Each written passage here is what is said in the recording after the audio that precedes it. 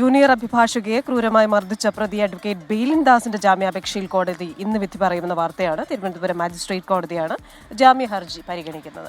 ബെയിലിൻ ദാസിനെ ഈ മാസം 27 വരെ റിമാൻഡ് ചെയ്തിരുന്നു കോടതി. കഴിഞ്ഞ ദിവസം അശ്വിൻ പാലാഴിയാണ് തിരുവനന്തപുരത്ത് നിന്ന് കൂടുതൽ വിശദാംശങ്ങളുമായി ചേരുന്നത്. Ashwin, very good morning. അപ്പോൾ അഭിഭാഷകയെ മർദ്ദിച്ച കേസിലെ ഇന്ന് ഒരു പ്രധാനപ്പെട്ട ദിനമാണ്. ബെയിലിൻ ദാസിന്റെ ബെയിലിനുള്ള അപേക്ഷ ഇന്ന് കോടതി പരിഗണിക്കുകയാണ്. അപ്പോൾ ബെയിൽ ലഭിക്കുമോ, ജാമ്യം ലഭിക്കുമോ എന്നൊക്കെയുള്ളൊരു ആകാംക്ഷയുണ്ട്. എന്താണ് കോടതിയിൽ പ്രോസിക്യൂഷന്റെ നിലപാട്? ഒപ്പം തന്നെ പ്രതിഭാഗത്തിന്റെ വാദങ്ങൾ എന്താണ്? Christina Prajin, very good morning. ഇന്ന് ഈ അഭിഭാഷകയെ മർദ്ദിച്ച കേസുമായി ബന്ധപ്പെട്ട് ഏറ്റവും നിർണായകമായ ദിവസമാണ്. ഇതിൽ നിലവിൽ ഈ ബെയിലിൻ ദാസിനെതിരെ ചുമത്തിയിരിക്കുന്നത് ഇന്നലെ അധികമായി ചേർത്ത ഒരു വകുപ്പ് കൂടി കൂട്ടി ആകെ 4 വകുപ്പുകളാണ്. അതിൽ ജാമ്യം നിഷേധിക്കാവുന്ന വകുപ്പ് ഒന്നേ ഉള്ളൂ, അതായത് നോൺ ബെയിലബിൾ കുറ്റകൃത്യമോ ഒന്നേ ഉള്ളൂ. അത് സ്ത്രീത്വത്തെ അപമാനിക്കലാണ്. ഇന്നലെ ഈ കേസിൻ്റെ വാദം തിരുവനന്തപുരം കോടതിയിൽ നടക്കുമ്പോൾ ആ വകുപ്പ് നിലനിൽക്കില്ല എന്നുള്ളതായിരുന്നു പ്രതിഭാഗത്തിൻ്റെ വാദം. അതായത് ഇത് തൊഴിലിടത്തിലുണ്ടായ തർക്കം മാത്രമാണ്. 2 ജൂനിയർ അഭിഭാഷകർ തമ്മിൽ ഉണ്ടായ തർക്കത്തെ അത് ഒതുക്കി തീർക്കാൻ, ആ പ്രശ്നം പരിഹരിക്കാൻ വേണ്ടി മുതിർന്ന അഭിഭാഷകൻ എന്ന നിലയിൽ താൻ ഇടപെടുന്നു.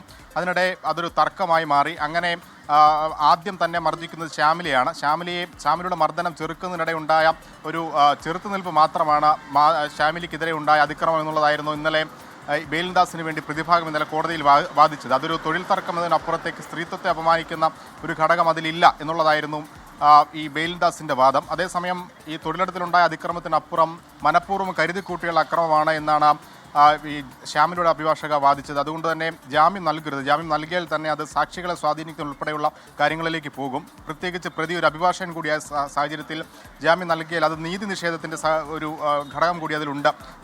നീതി നിഷേധിക്കുന്ന ഒരു അവസ്ഥ ഉണ്ടാകും എന്നുള്ളതൊക്കെയായിരുന്നു വാദിഭാഗത്തിൻ്റെ കോടതിയിലെ വാദം. എന്തായാലും എന്താണ് അതിൽ തീരുമാനം എന്നുള്ള കാര്യത്തിൽ ഇന്ന് നമുക്ക് ഒരു വ്യക്തതയുണ്ടാകും. നേരത്തെ സൂചിപ്പിച്ചതുപോലെ 4 വകുപ്പിൽ 1 മാത്രമാണ് നോൺ ബെയിലബിൾ. അത് നിലനിൽക്കുമോ എന്നുള്ളതാണ് പ്രധാനപ്പെട്ട ചോദ്യം. ജാമ്യം ലഭിക്കാനുള്ള സാധ്യത തള്ളിക്കളയാനാവില്ല എന്നുള്ളതാണ് മറ്റൊരു പ്രധാനപ്പെട്ട കാര്യം. എന്തായാലും രാവിലെ 11 മണിയോടുകൂടി ബെയിലിൻ ദാസിൻ്റെ ജാമ്യാപേക്ഷ കോടതി പരിഗണിക്കുന്നുണ്ട്. നിലവിൽ പൂജപ്പുര ജയിലിലാണ് ഇന്നലെ നിലവിൽ ജുഡീഷ്യൽ കസ്റ്റഡി, ജാമ്യാപേക്ഷയിൽ വിധി വരുന്നതുവരെ ജുഡീഷ്യൽ കസ്റ്റഡിയിലേക്ക് ബെയിലിൻ ദാസിനെ കോടതി അയച്ചിരിക്കുന്നത്.